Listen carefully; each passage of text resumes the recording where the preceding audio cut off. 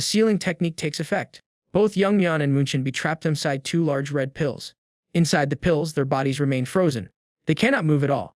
Snaky, the loyal spirit beast who has followed Yong Yong for a long time, somehow escapes the pill. He looks around and tries to understand what just happened. He notices that the demonic sect leader chose to fight until his very last breath. This surprises him. He does not understand why the man had to push himself so far. Snaky tries to figure out what kind of technique this is. Nothing feels strange to him. It seems like the spell has no effect on non-humans like him. That makes him think the spell must be designed only for humans. Still, something about it feels odd. Someone as strong as Yong Yong should not be trapped so easily. This worries him. He starts yelling at Yong Yong, telling him to wake up. He shouts that the leader of the righteous cannot be left like this. He keeps shouting, then suddenly a strange idea forms in his mind. He wonders what would happen if Yong Yong never woke up. He realizes that, in such a case, he would finally be free. His imagination drifts. He pictures himself running far away. No more battles, no more orders, only peace and quiet for the rest of his life. Then his thoughts shift again. He stops and looks at the pill that holds Yong Yong. He wonders what is happening to Yong Yong right now. He quickly tries to cover up his concern. He tells himself that it is not like he likes Yong Yong or anything like that. He pretends that the only reason he wants to help is because someone might use a spell to extract the spirit bond they share. That would be dangerous for him. Snaky then turns into his dragon form. He reflects that he does not know what Yong Yong is going through inside the pill, but he feels that something is wrong.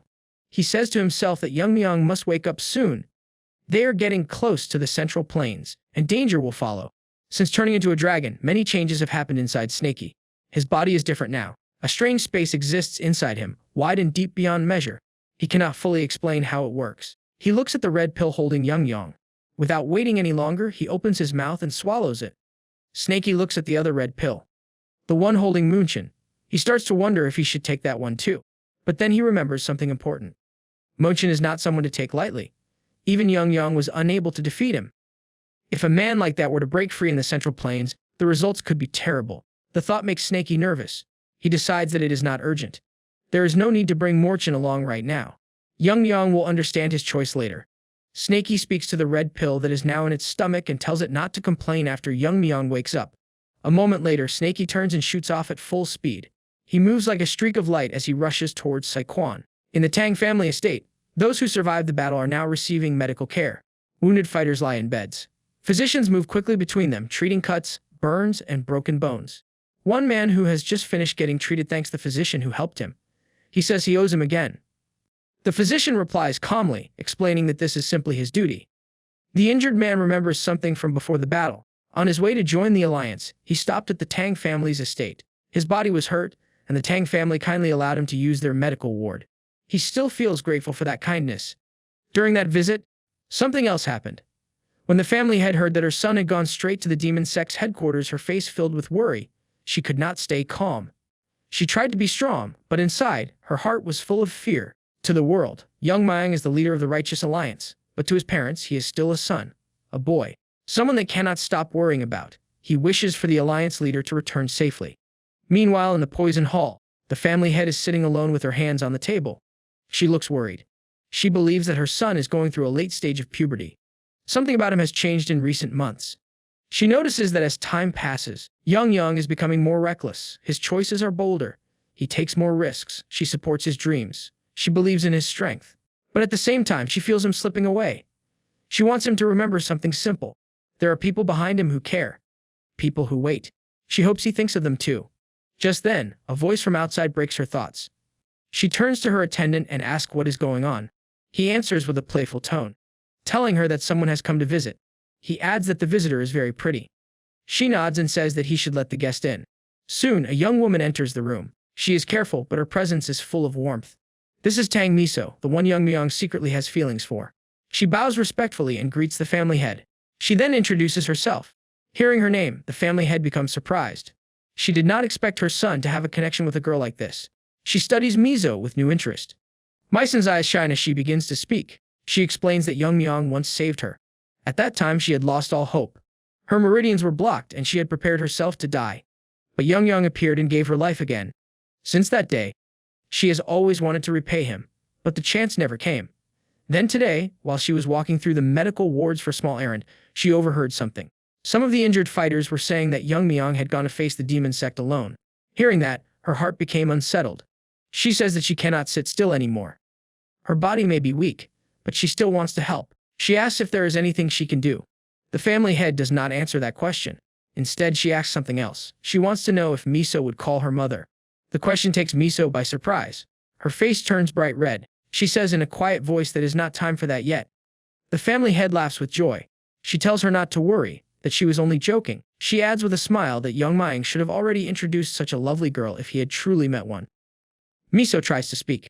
She hesitates, but her words are clear. She says that she does not dislike the idea of calling her mother. The family head reflects that her son had formed a connection with such a lovely girl, and she did not even know about it. She wonders if starting a family might help Yong Yong become more grounded. Perhaps then, he will feel more responsibility for his choices. She then wonders about Miso's condition. If this girl once suffered from blocked meridians, there may be more to her. She tells Miso that those with that condition often from the Ice Palace. In the past, that group had marriage ties with the Tang family. She then asks about the severity of Miso's condition. She wants to know if the blockage was at the level of triple yin or quintuple yin. Miso answers quietly. She says it was the 9 yin. The family head freezes in shock. Her mind races. Even in the Ice Palace, where talents are rare and powerful, a 9 yin constitution appears only once every few centuries. Miso is not even from the direct line of that clan, and yet she carries that rare gift. She begins to see a new possibility. If Miso's blocked meridians have already been treated, then her body may now be open to training. A path forward exists. After a moment of thought, she asks Miso if she would be willing to support the family. Miso reacts with surprise. The family head asks if she is interested in learning martial arts. With hesitation, Miso asks if it is too late for her to begin such a journey. The family head laughs gently. She tells Miso that learning martial arts might even leave a good impression on Yong Yong. Her voice softens when she explains that, as a mother, she worries for her son. But she also knows she will not be by his side forever. When Yong Yong becomes the head of the family, he will need strong people around him. People who can protect their family name. People who can stand beside him during times like today. If Miso is willing, then she promises to teach her herself. Miso stays silent for a moment. Then she slowly nods. She accepts the offer. The family head smiles to herself. She feels confident that she cannot let such a good future daughter-in-law slip away. She tells Miso that her training will begin tomorrow. Just then, the guard suddenly burst into the room. His face looks tense. She turns to him and demands to know what the noise is about. He reports that something serious has happened. The one known as the Dark Lord of Destruction has attacked Shaolin. The entire place has been destroyed. News spreads quickly through the Tang estate. Meanwhile, in the medical hall, everyone is shocked. It feels impossible. In front of them, the old monk casually lifts his cup of tea, without even touching his hand. Actually, he is handless. The cup floats in the air. Everyone is astonished to see how effortlessly the old monk using the void grasp technique to drink. This technique helps one move things even without touching them. The old monk laughs softly, saying he might have drawn more attention than he meant to. He turns to Aijin, who is currently treating the injured. The old monk asks how Master Taio and Master Gokun are doing. Aijin answers calmly. She says their meridians have realigned and their condition is stable. Both masters should regain consciousness soon. The old monk nods. That is good news. He tells Aijin to continue taking care of them. He thinks to himself that this brief rest is peaceful enough to forget, just for a while, that they are in the middle of a war with demonic forces. But he reminds himself where they are. This is Sichuan, the base of the Righteous Alliance. One of the last places the demonic sect has not touched. That makes him uneasy. He hopes the masters wake up soon. Staying too relaxed in a time of danger brings its own kind of risk. Aijin then asks the old monk if he knows when Yong Yong will return. The old monk hears her use Yong Yong's real name. A small smile forms on his face. He says it seems that she must be very close to the alliance leader. Aijin returns the smile and replies that they belong to the same group. The old monk nods with respect. He says they must be comrades who have faced life and death together. Aijin agrees with that, but adds that Yong Yong eventually surpassed all of them. The old monk comments that Aijin is too humble. He says that most people will brag about having such companions. He wonders why she does not. Just then, the family head steps into the medical hall. She is looking dead serious. Tang Miso is beside her. The old monk notices the family head and asks what has happened. He points out that she looks unusually serious. She tells him that urgent news has just reached them. She warns him to stay calm. Then, with steady words, she reveals the message. Shaolin has been completely destroyed. The Dark Lord of Destruction led the attack, and even nearby secular sects were wiped out. The old monk starts trembling.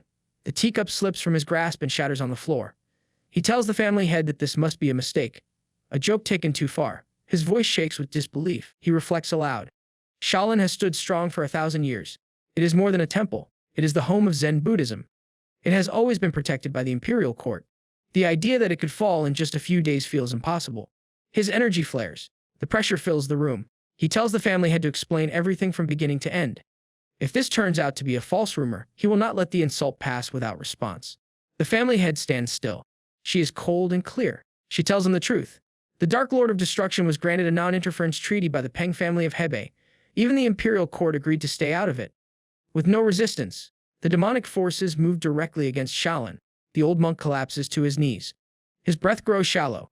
His spirit cannot accept that Shaolin has been abandoned by those who once promised to protect it. The family head looks down for a moment. Then she says that there is more. The Hua family, a known demonic force from Shaanxi, has begun to move. With a heavy voice, she adds that the Hua family is currently marching toward Hushan and Zhongnan, and a full-scale war between righteous and demonic forces has now begun in the Central Plains. After the Dark Lord of Destruction led his invasion, it took less than a day for the great temple of Shaolin to fall. Every wall, every gate, every prayer hall collapsed under his attack. Even after destroying the main site, he did not leave Henan. Instead, he began hunting down every remaining monk, disciple, and protector of Shaolin in the surrounding lands. His actions carried a deeper meaning. He was not simply fighting. He seemed to be trying to erase Shaolin from history itself. No ruins, no survivors, no memory. He now is sitting on a pile of bodies. His robes are soaked in blood, but his face is calm. He lifts a jug and takes a drink of water. He starts to wonder why Yong, his trusted aide, is taking so long. It appears that some of the weaker enemies had more strength than expected. He wonders if he should have gone there himself. He then looks to the side. A small group of old monks has finally appeared. They are walking towards him and seem dead serious. He looks at them for a moment and remarks to himself that he did not expect them to be this late. These monks had once left the secular world. They lived in silence, avoiding worldly affairs. They only return when Shaolin is near destruction. But this time, their delay is unusual. He finds it interesting. His gaze sharpens. He studies their energy. Each one of them stands in the flame realm. That level of mastery is impressive. He smiles, pleased. Things have become more interesting. He rises slowly, gripping his sword. He says that these oldies should be enough to keep him entertained for now. One of the old men charges toward the Dark Lord with great force. His steps shake the ground. The attack is fast, but the Dark Lord moves faster. He dodges with ease and notes that the monk is quick but has left his side wide open. He swings his demonic sword in a counterattack. The blade cuts through the air with sharp precision. But then, something unexpected happens. The sword does not land. The old man traps the sword under his arm. The movement is bold and usual. The Dark Lord pauses. He stares at the technique with interest. He quickly realizes what it is. This is the golden body protection. The monks call it the Vajra indestructible body. It is one of the highest forms of Buddhist defense. The old man confirms the technique and adds that it is powered by the energy of righteousness. He believes that no demonic force can break through it. The Dark Lord nods. He agrees that his dark energy is starting to fade against this defense. But he also says that blocking a single strike changes nothing. In that very moment, another bald monk steps in from the side. He leaps onto a building, then thrusts himself with grace and power, preparing for a devastating attack, the 100-step divine fist. He is glowing gold. The next moment, a huge golden energy fist stretches out from his fist with force. The golden fist flies toward the Dark Lord. It crosses the space between them in an instant. It is not driven by muscle, but by pure energy shaped through intent. The attack closes the distance as if the two men are standing face to face.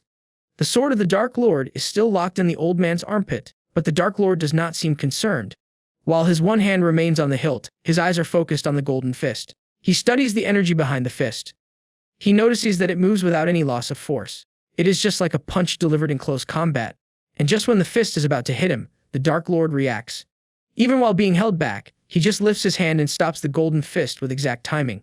The other monks in the area stare in disbelief.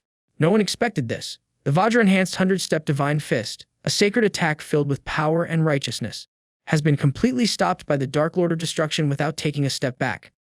All that with just one of his hands.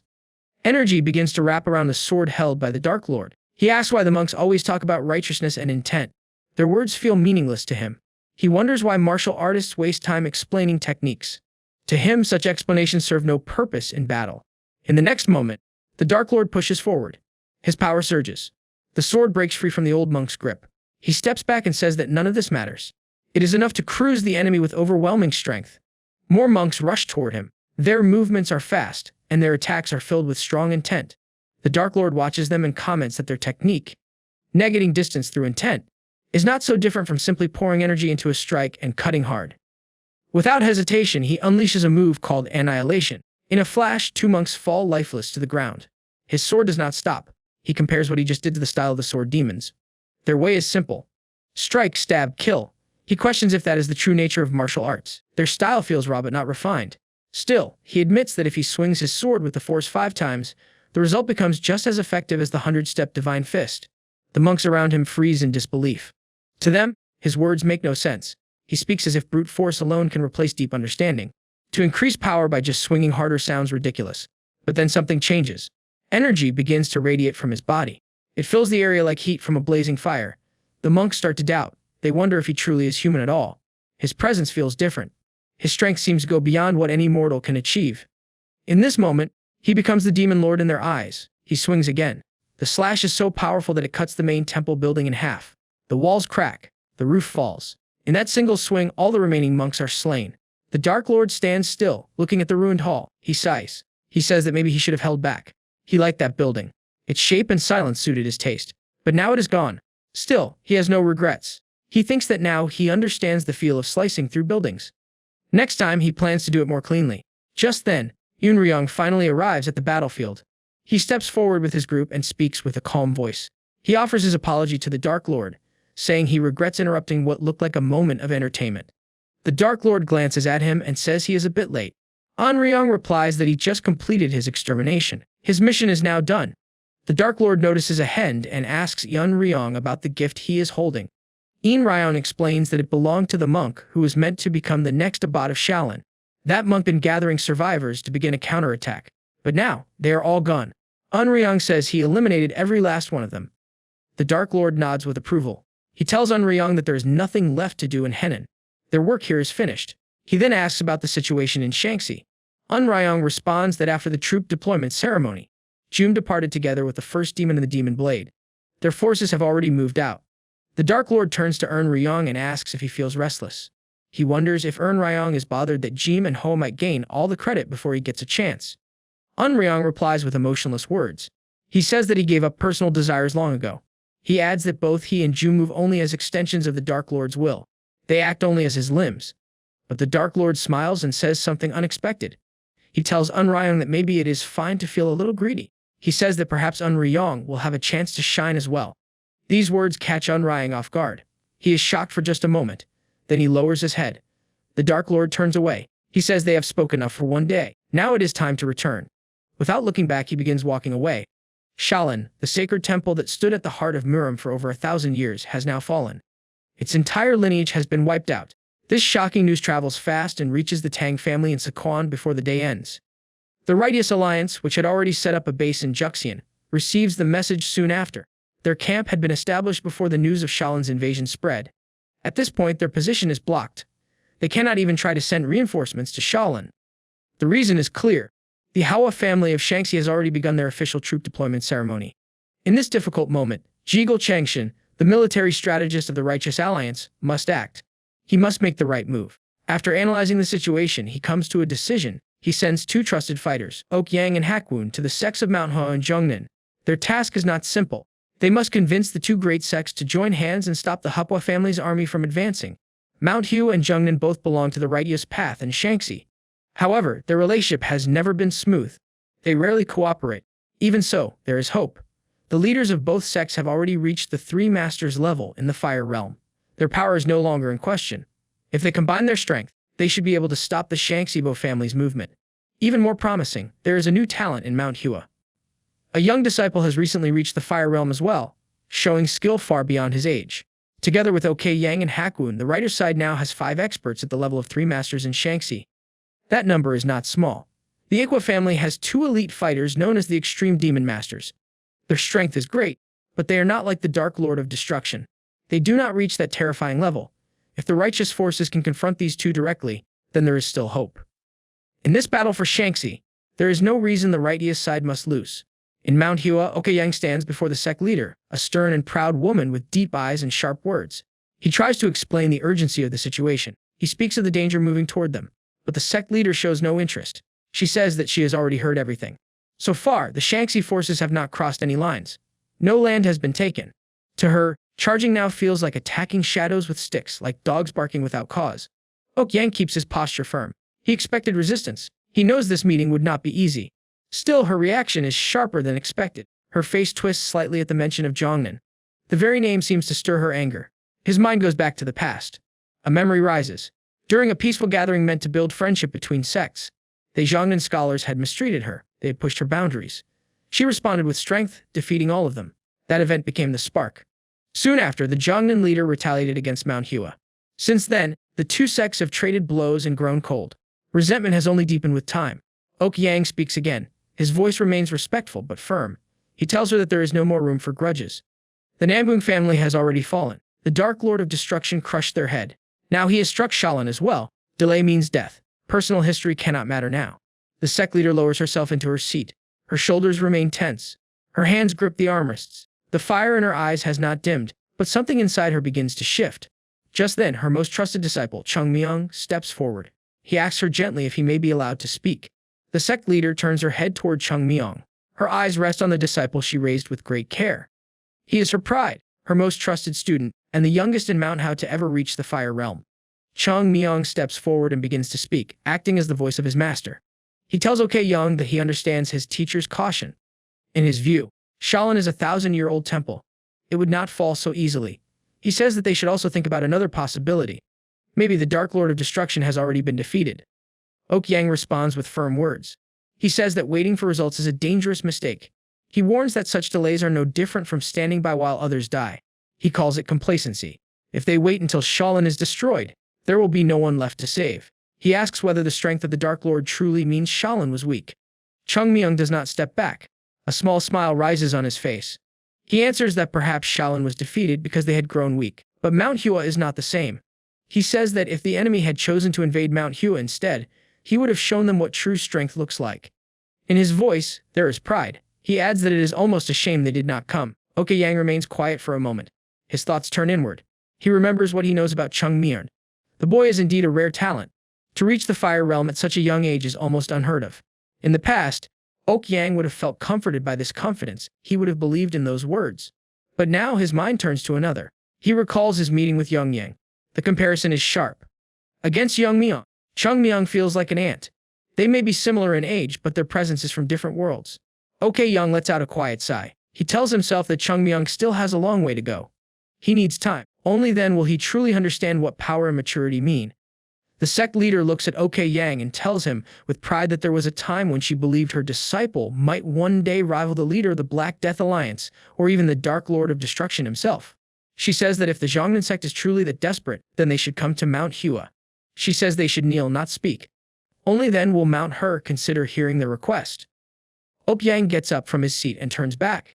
He says that he understands her position. He announces that he will take his leave. The sect leader looks at him and demands to know where he thinks he is going. Ok Yang answers without hesitation. If her will remains firm, then he will go to Zhongnan himself. He says he will request cooperation directly. If Mount Hua will not speak, then someone else must. The sect leader curses at him.